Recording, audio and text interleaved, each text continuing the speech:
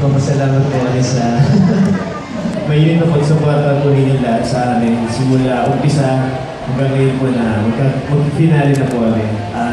Hindi po namin in-expect talaga na ganito po mainit yung magiging pagtanggap po ng tao sa show. Para kasi nung umpisa kinakabahan po talaga kami.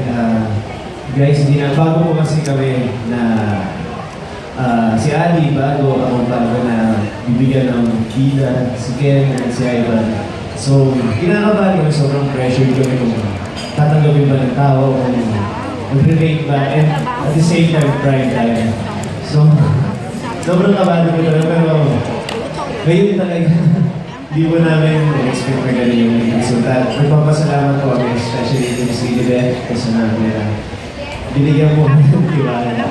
And ayun po, sa production, Frederick LA, na maraming salamat.